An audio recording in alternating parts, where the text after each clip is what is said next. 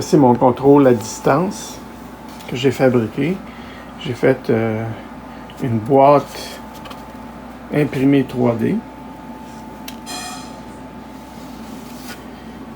et la connexion qu'on branche après l'appareil. Les mêmes fonctionnalités que sur l'appareil lui-même. Un autre projet que je viens de terminer, j'ai voulu ajouter une alarme à mon Race Clock que j'ai acheté sur surplus du gouvernement. J'ai contacté la compagnie et ils n'offrent pas cette option-là, donc j'ai entrepris à modifier le circuit pour permettre l'addition d'une alarme.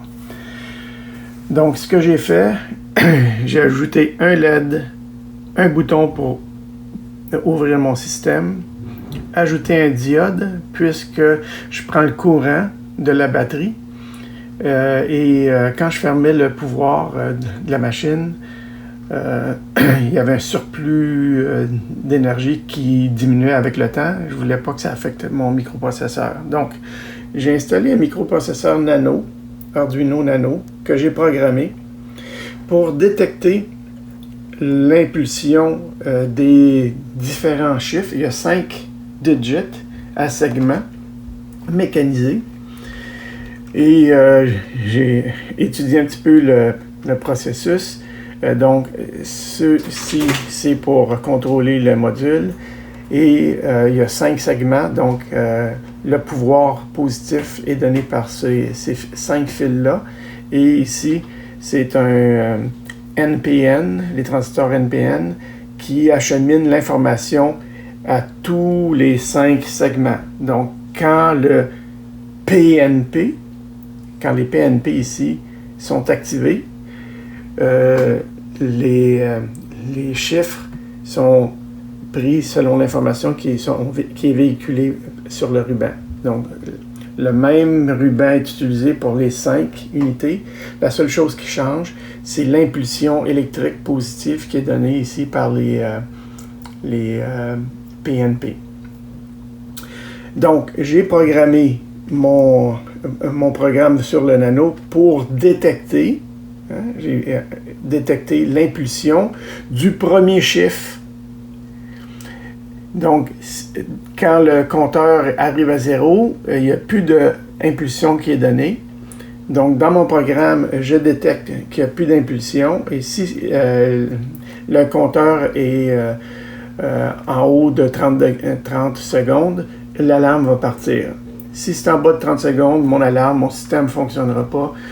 J'ai dit, c'est très rare que je vais pouvoir mettre un timer à 30 secondes. Donc, à ce moment-là, la raison pour laquelle je fais ça, c'est que quand on ouvre le système avec le bouton On, initialement, il y a un reset des 5 chiffres. Donc, il y a une impulsion qui est donnée. Donc, je ne veux pas partir l'alarme à ce moment-là. L'alarme, on change les chiffres avec le clavier. Donc, il y a des chiffres qui vont apparaître. Donc, il va y avoir une impulsion une fois que c'est terminé, à l'intérieur de 30 secondes. Si on part le compteur, l'impulsion va commencer et seulement là, je vais dire, OK, ça fait au moins 30 secondes. Donc, il a parti le compteur. À la fin, quand il n'y aura plus d'activité, quand je ne détecterai plus qu'il y a une impulsion positive, mon programme dit, bon, ça fait plus que 30 secondes, j'active mon alarme et au bout de 2-3 minutes, dépendamment du setup que j'ai fait sur l'horloge, quand mon compteur arrive à 0, il n'y a plus d'activité, je pars l'alarme. L'impulsion va partir de mon microprocesseur qui va aller à un relais, ici, relais 12 volts, qui est aussi branché à ma sirène.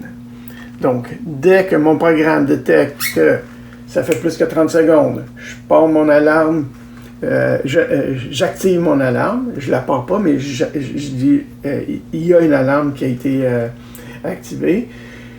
Dès que le compteur arrive à 0, mon programme envoie la commande au relais d'ouvrir, le 12 volts passe et pour 2 secondes, mon alarme va retentir.